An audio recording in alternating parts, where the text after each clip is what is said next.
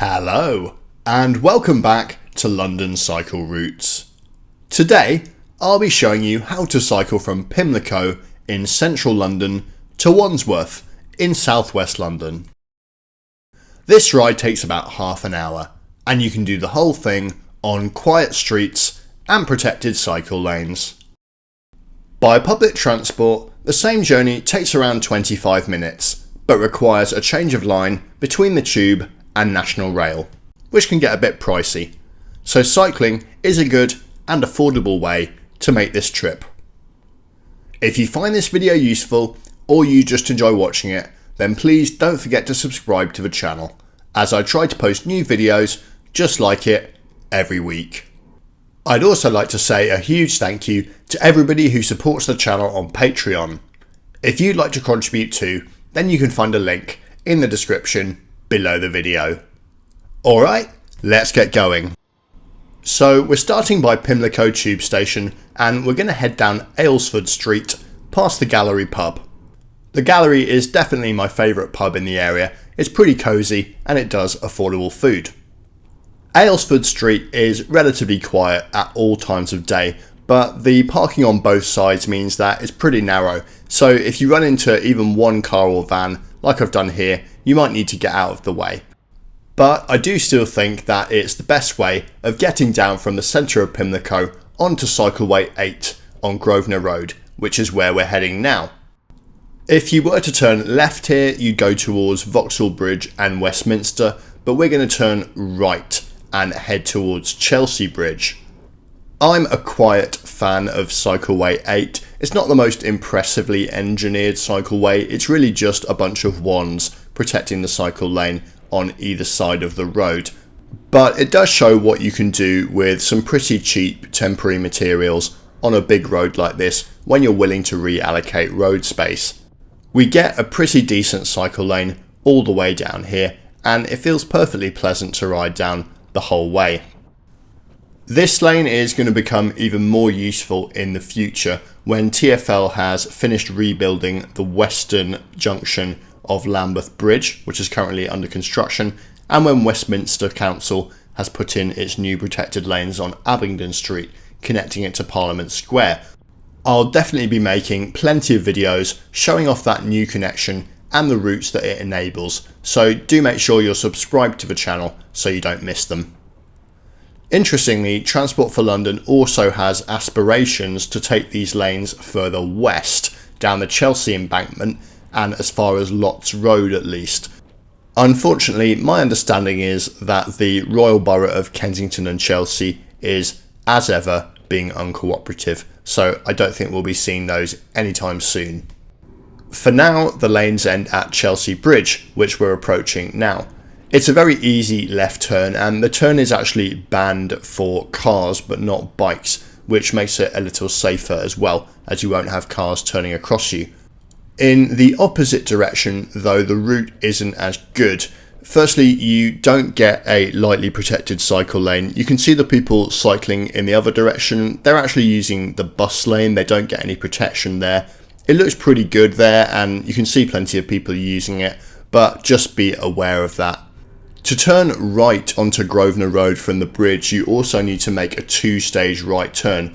You basically do what we're doing here. First you go left, then you wait for a second green light and you go across the junction.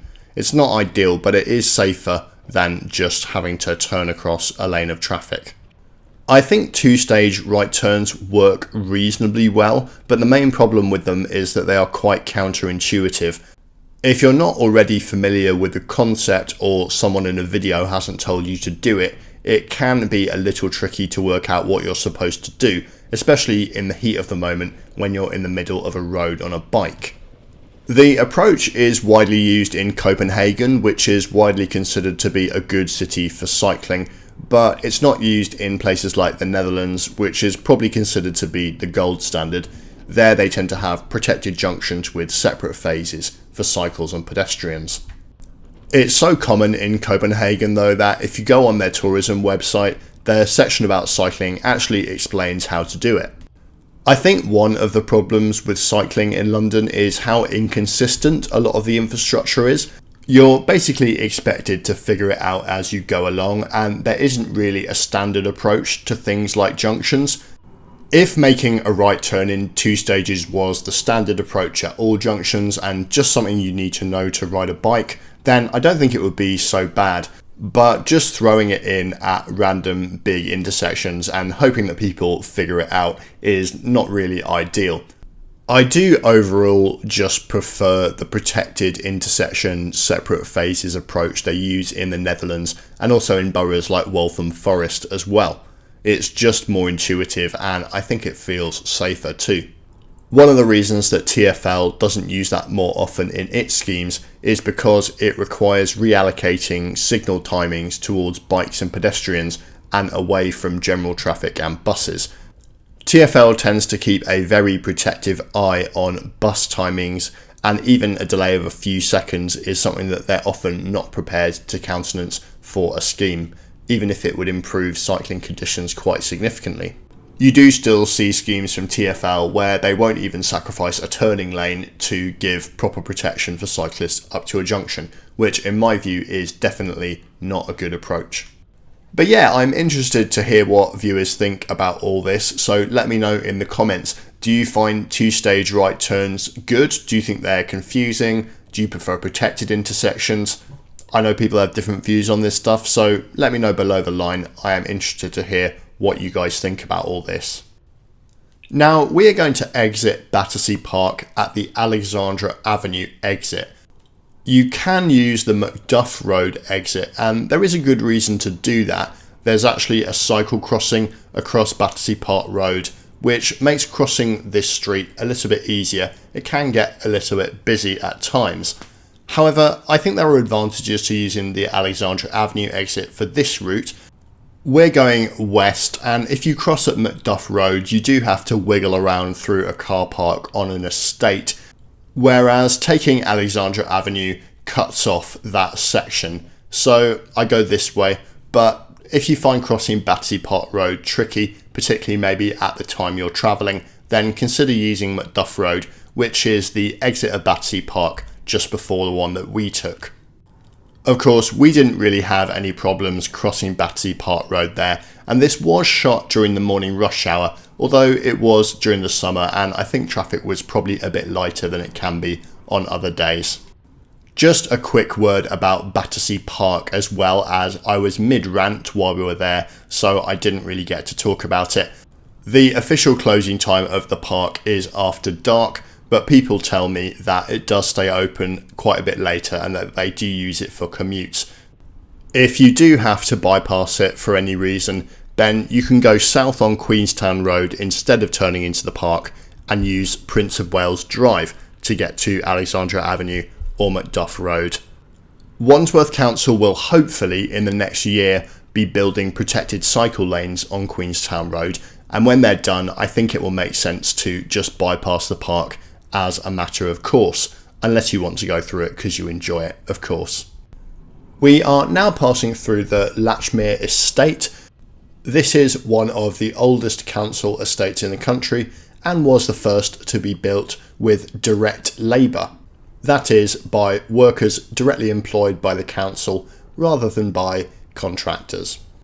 The name Latchmere might be better known to people around this part of London because of the Latchmere Leisure Centre, which is just on the left here.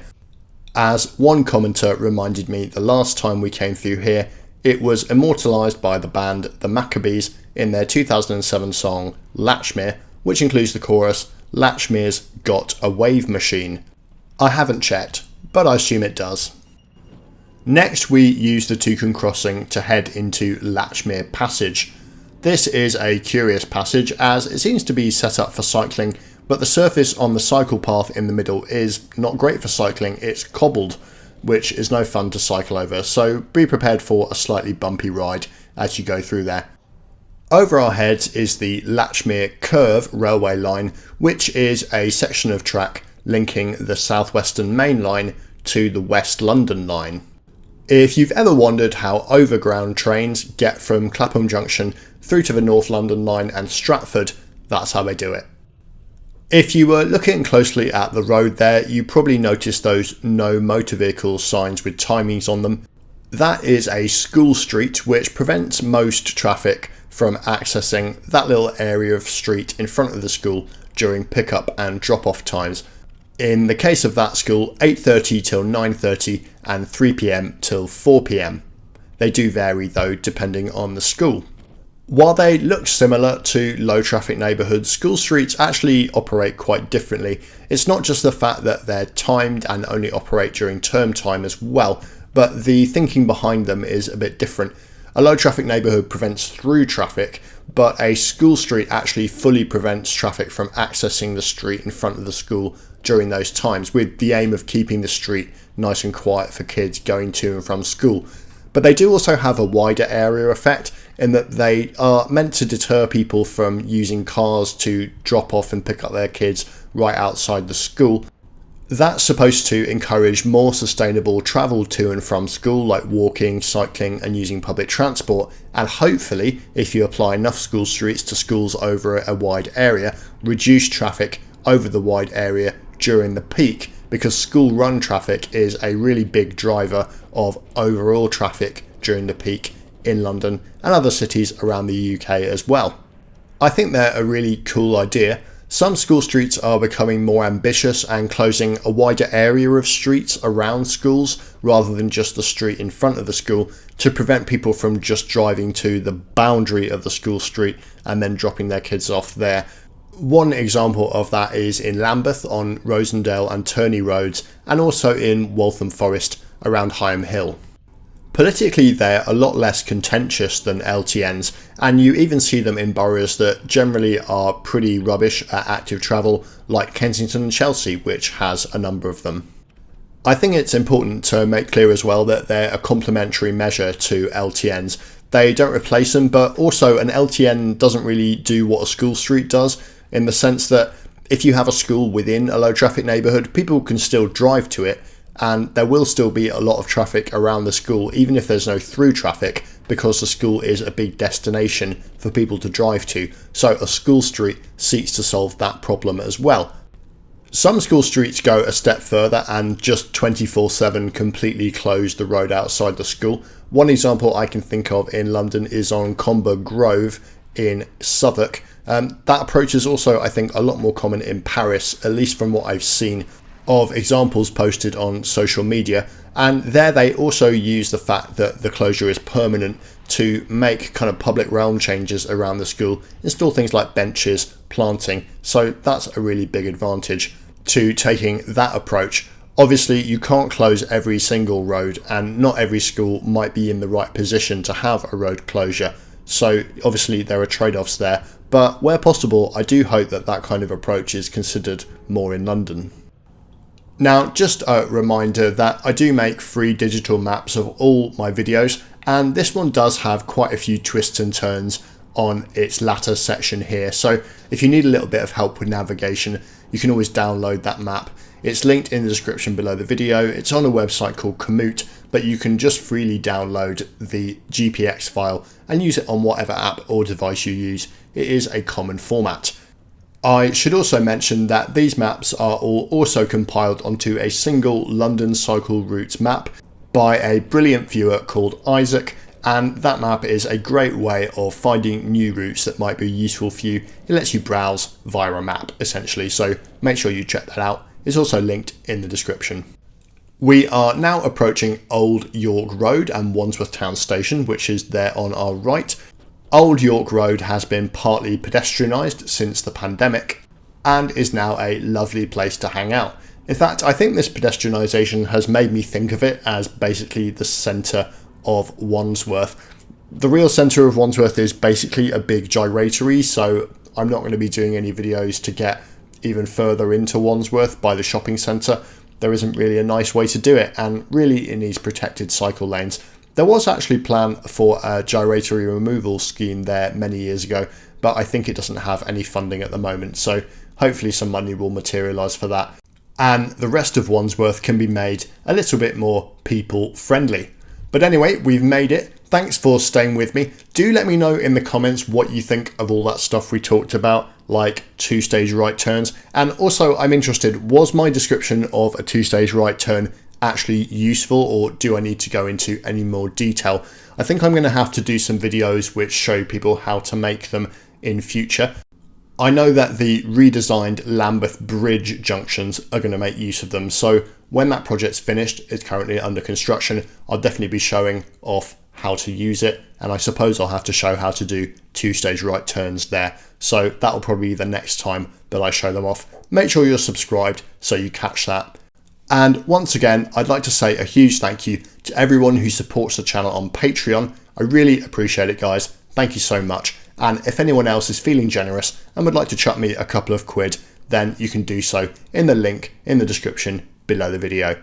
I'll see you guys all again next time. Goodbye.